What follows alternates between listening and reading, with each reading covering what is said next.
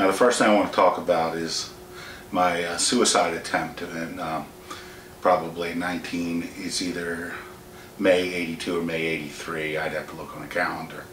But the whys and when of that and how that happened, I wrote a whole book about it. So essentially I'm going to compress about 150 pages into about hopefully 2 or 3 minutes. But just a little background. I was became a born-again Christian believer in around 1977, and had an unusual relationship with the Lord, or so I thought, and that I would pray and the Lord would sometimes answer me.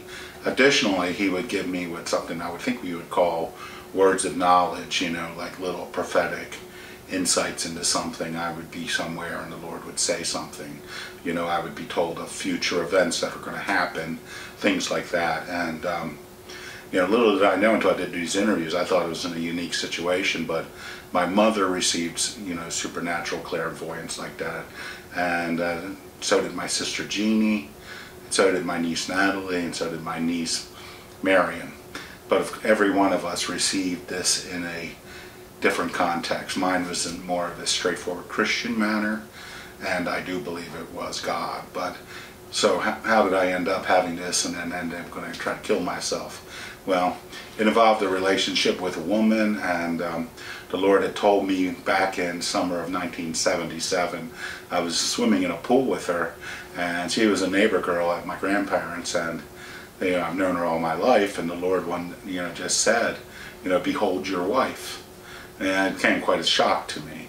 And it took about 2 years to ask her out, and when we did go out, it was a very intense relationship that went well for a number of years.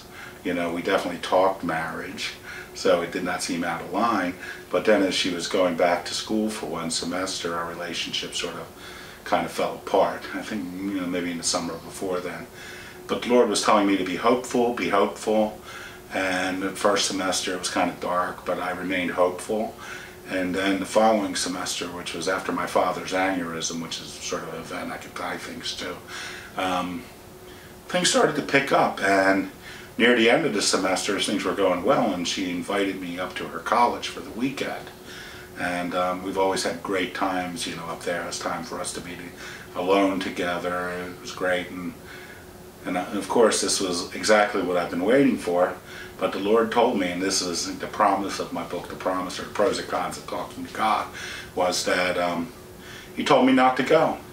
He said, if you refuse, if you don't go, you'll have everything you want in 1 month. But if you disobey me and go, I'm going to take my hand off your relationship. Well, I was a good Christian boy, so you know exactly what I did. I went. So, but just coming back, I was, struck by a really profound, mental, spiritual, emotional collapse. The thought, I really felt as if the Lord had taken His hands off, and I really suddenly, like I've never had before, went into a very deep depression.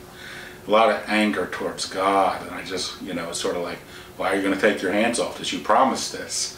And so it all came to a head one Friday night, May, I believe it was probably May of that semester, or maybe early June. I can't remember whether I was still in school.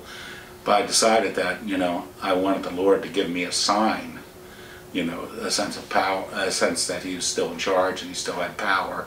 And in this situation that I knew I just wasn't being a fool. And I basically said to God, I would kill myself if you don't have her call by midnight. And I was deadly serious. I was so serious that I decided to jump the gun. After my father, I think, was the last one down in the living room at 21 St. Helens Avenue, I went down and got a big, ugly kitchen knife. I should grab one here to show you what it was. But, it was 1/4 to midnight, and I wasn't waiting until midnight. I was very cognizant of what I was doing, and I had lifted up my shirt, and I was prepared. I was going to do like the Japanese, cut across and up. It would probably have been very painful. But I didn't feel it was worth living if I couldn't trust God. So it was more about my relationship with God than my relationship with the girl. So I did it. I was actually pushing the knife in. It was about to break the skin when the phone rang at 1:45. I put the knife down and I went into the kitchen where the phone was, the dining room actually, and it was the girl Kathy. And her first words was, "Sean, I don't know why I'm calling, but I just felt I really needed to call you now." And that ended the suicide attempt, because just from her words and what she said, I realized that God was behind the scenes manipulating it. So I was able to move on, and I was still in a depressive state for a while after that, but I was not in a suicidal state again. So this was years before I was experiencing any sort of haunting at 21 St. Helens Avenue.